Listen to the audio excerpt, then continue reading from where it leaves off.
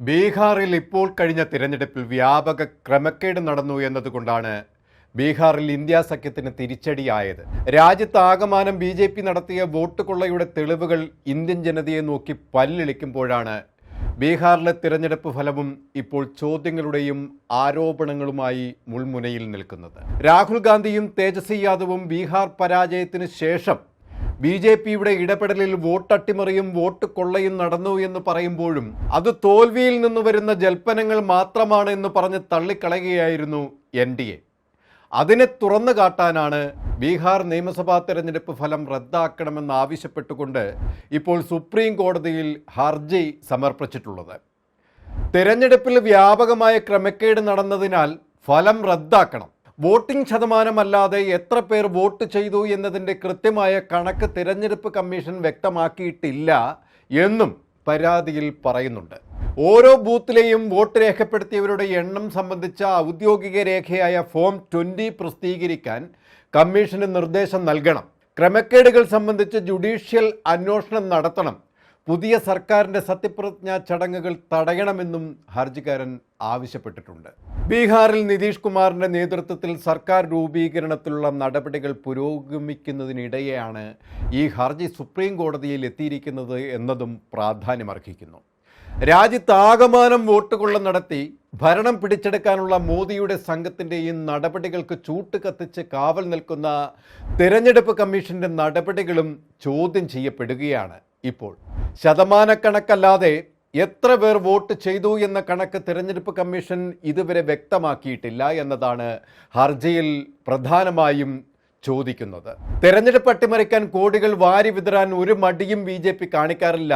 അതുകൊണ്ട് തന്നെയാണ് മഹാരാഷ്ട്രയിലും കർണാടകയിലും ഗുജറാത്തിലും ഉത്തർപ്രദേശിലും ഹരിയാനയിലും അടക്കമുള്ള സംസ്ഥാനങ്ങളിൽ നിന്നും BJP തെരഞ്ഞെടുപ്പ് കമ്മീഷനെ ഉപയോഗിച്ചുകൊണ്ട് നടത്തിയ വോട്ട് തട്ടിപ്പ് തെളിവ് സഹിതം രാഹുൽ ഗാന്ധി പുറത്തുവിട്ടത്.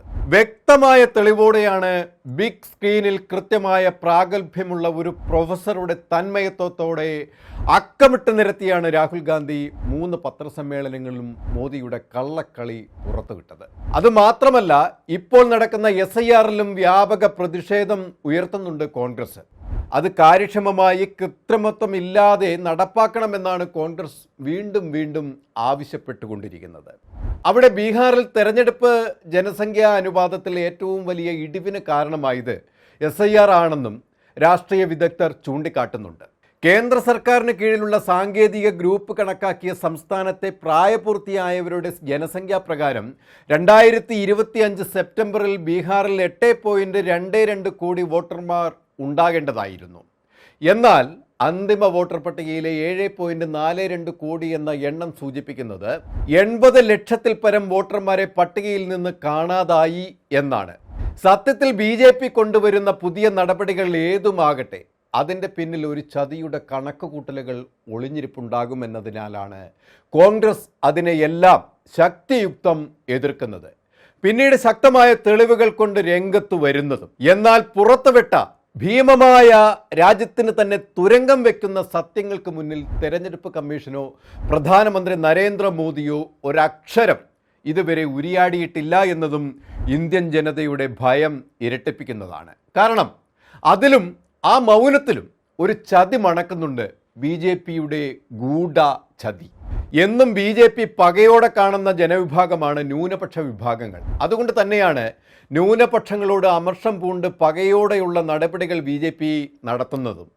ന്യൂനപക്ഷങ്ങൾക്ക് സ്വാധീനമുള്ള പ്രദേശങ്ങൾ തിരഞ്ഞു പിടിച്ചുകൊണ്ട് അവിടുത്തെ വോട്ടർ പട്ടികയിൽ നിന്നും ലക്ഷക്കണക്കിന് വരുന്ന പ്രത്യേക വിഭാഗത്തിന് വോട്ടർ പട്ടികയിൽ നിന്നും നീക്കം ചെയ്ത് ആ പ്രദേശങ്ങളിൽ പോലും ഇല്ലാത്ത തങ്ങൾക്ക് അനുകൂലമായ ആളുകളെ തിരികെ കയറ്റി തങ്ങളുടെ വോട്ട് ഉറപ്പിക്കാൻ വേണ്ട തിരിമറികൾ നടത്തിയ BJPയെ ഇനി എങ്ങനെ വിശ്വസിക്കുമെന്നാണ് കോൺഗ്രസ് ഉന്നയിക്കുന്ന ചോദ്യം. ഏതായാലും ഇന്ത്യയുടെ മുഴുവൻ സംവിധാനങ്ങളും മോദിയുടെ കാൽക്കീഴിലല്ല എന്ന് വേണം കരുതാൻ. അതിനുള്ള ഉദാഹരണം ഇന്ത്യയുടെ നിയമ സംവിധാനങ്ങളും കോടതികളുമാണ്.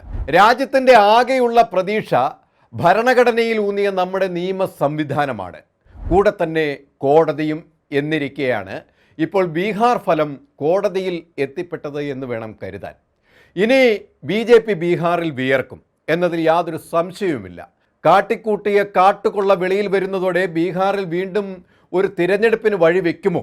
ഇപ്പോൾ സംഭവിച്ച ബീഹാർ ഫലം യാഥാർത്ഥ്യമല്ലെന്ന് കോടതി കണ്ടെത്തിയാൽ അത് BJPയുടെ അന്ത്യം കുറിക്കുമോ? സുപ്രീം കോടതി മാത്രമാണ് ഇനി നമുക്ക് പ്രതീക്ഷ. നീതിന്യായ വ്യവസ്ഥയിൽ വിശ്വാസമർപ്പിച്ച് കാത്തിരിക്കാം നമുക്ക് സുപ്രീം കോടതിയുടെ വിധിക്കായി. കൂടുതൽ വാർത്തകൾക്കും വിശേഷങ്ങൾക്കും ഞങ്ങളുടെ channel like, share and subscribe ചെയ്യുക. കൂടാതെ സബ്സ്ക്രൈബ് ബട്ടണിലെ ബെൽ ഐക്കൺ എനേബിൾ ചെയ്യാനും മറക്കരുത്.